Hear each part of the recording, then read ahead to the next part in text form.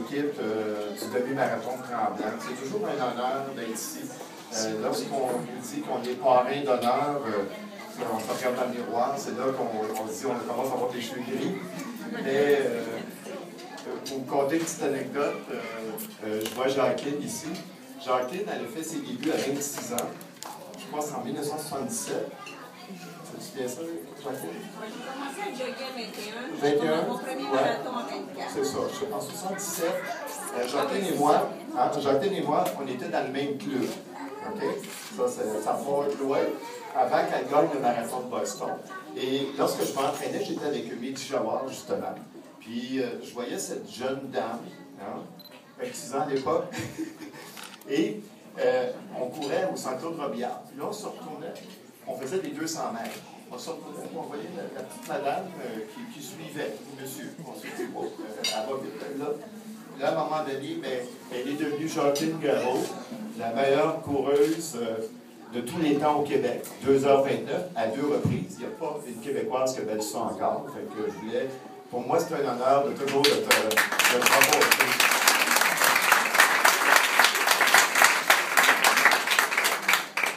Comme vous savez, la popularité de la course à pied, je pense qu'on le voit. On le voit dans les médias, on le voit partout. Hein. Il y a des émissions, Mademoiselle Cour. Je le vois dans les magazines, les nouveaux magazines qui sortent, les revues. On le voit de plus en plus. On le voit partout. C'est quand même plaisant de voir cette popularité. Moi, je le vois avec mon livre. L'an passé, quand j'étais ici, le livre venait de sortir, ça faisait un mois. On était peut-être rendu à 1000 copies. Mais depuis que j'ai passé ici, là, je suis rendu à 10 000. Fait qu'on voit la popularité. C'est peut-être mon passage en Tremblant qui a fait que ça a été la bougie d'allumage. Mais, comme je vous le dis, on le voit, la popularité. Moi, je ne passe pas une journée sans avoir un courriel de félicitations. Ça me touche. Et des fois, je suis obligé de répondre. Je n'ai pas le choix. Les gens m'envoient un long texte avec 3-4 paragraphes. Bonjour, M. Cloutier. J'ai pris votre entraînement. Vous avez changé ma vie. En tout cas, là, c'est incroyable. Mais j'ai une petite question à vous poser. Ça fait toujours comme ça. Mais là, moi, avec un paquet de courriels comme ça, tu n'as pas le choix. Fait que je réponds, en tout cas. Là, je suis rendu avec la BlackBerry, je réponds dans les autobus à Montréal. Des fois, je prends même pas le métro pour répondre à mes courriels, parce qu'avec la BlackBerry, dans le métro, ça ne marche pas. Fait que vous voyez un peu, mais on le voit, la popularité de la course à pied. Et moi, je trouve ça excitant. Puis, ce que j'aime de l'augmentation, en fait, il y a eu une augmentation du double des courses depuis, je dirais, 5 ans. Ce n'était pas des statistiques officielles, mais je peux vous dire qu'il y a à peu près 200 courses actuellement, des courses organisées partout dans les 4 coins du Québec. Et il y a à peu près 5 ans, on était à peine 100, 125. Fait qu'on voit, on est présentement dans la deuxième vague.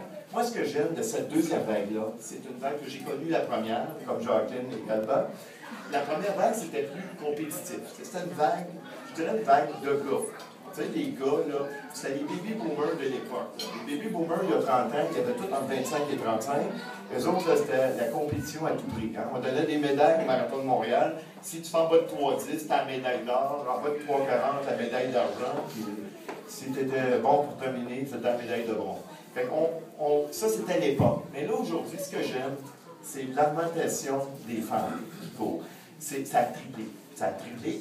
Et je le vois par la popularité de mon livre, parce que si on a vendu 10 000 livres en 10 mois, pourquoi? Parce que c'est les femmes qui sont les meilleures lectrices. Moi, quand je parle aux femmes, ils me disent tout, « Ah, j'ai dévoré votre livre, M. Cloutier. » Ah, OK. Je l'ai lu en 2 jours. Quand je rencontre un gars, il dit, « Ah, ça fait un mois que je le lis, puis je t'avais de le finir. » Mais on savait que c'est les femmes qui ont tendance à être plus rigoureuses, qui sont les plus assidues pour la discipline. Ça, je le vois parce que j'entraîne autant des gars et des femmes.